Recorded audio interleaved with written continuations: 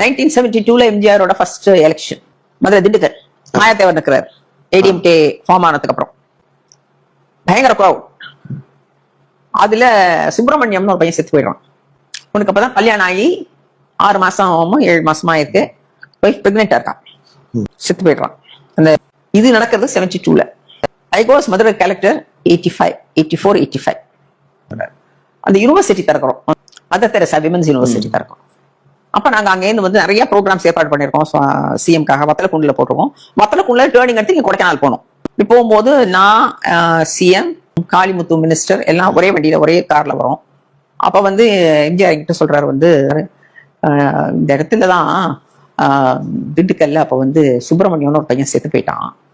இந்த பொண்ணு சின்ன பொண்ணு அப்போ கல்யாணம் அப்பதான் 6 மாசம் ஆயிருந்தது குழந்தை. அவங்களாம் இப்ப இங்க எப்படி இருக்காங்க என்னன்னு தெரியல. நீங்க வந்து கொஞ்சம் விசாரிச்சு எனக்கு சொல்றீங்களா? ஐ செட் ஓகே. ஆனா என் மனசுல ஒரு தாட், என்னடா இது 85 72ல நடந்தவருக்கு 72ல இருந்து 85 வரைக்கும் அந்த பையனுக்கு என்ன நடந்ததுன்றத அவர் விசாரிச்சிருக்க மாட்டாரா என்ன? விட்டுட்டேன். அப்படி ஏறனேன். அப்ப ஒரு லேடி அங்க நிக்கிறா.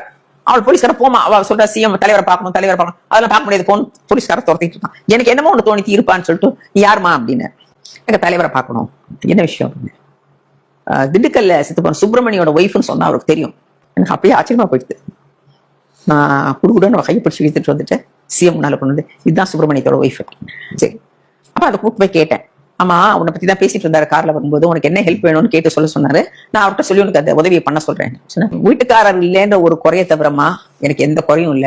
தலைவர் ஏன் உங்ககிட்ட அப்படி சொன்னாரு? என்னமோ எனக்கு எதுவுமே பண்ணாத மாதிரி, எனக்கு நிறைய பண்ணியிருக்காரேம்மா, அதுக்கு நன்றி சொல்லதான் நான் இங்க வந்தேன், எனக்கு எல்லாமே இருக்கு.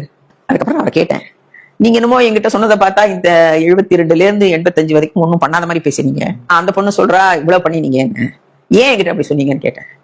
என்ன இருந்தாலும் அன்னைக்குதான் கல்யாணம் ஆன பொண்ணு ஹஸ்பண்ட் இழந்துட்டா, அதனால எந்த காலத்தையும் திருப்பி கொடுக்க முடியுமா? என்ன பண்ணிருந்தா என்ன, அதுக்கு ஈடாகுமா? அது தலைவர். செத்த ஒரு தொண்டனை ஞாபகம் வச்சுன்றது தலைவர், அவனுக்கு பண்ணின தலைவர். இன்னைக்கு செத்து போன வீட்டுல இருந்து நீ என்ன வந்து பாருடா, உனக்கு துக்கம் விசாரிக்கிறதுக்காக நீ என் வீட்டுக்கு வரோம் சொல்றோம் தலைவர். என்ன கம்பாரிசன்?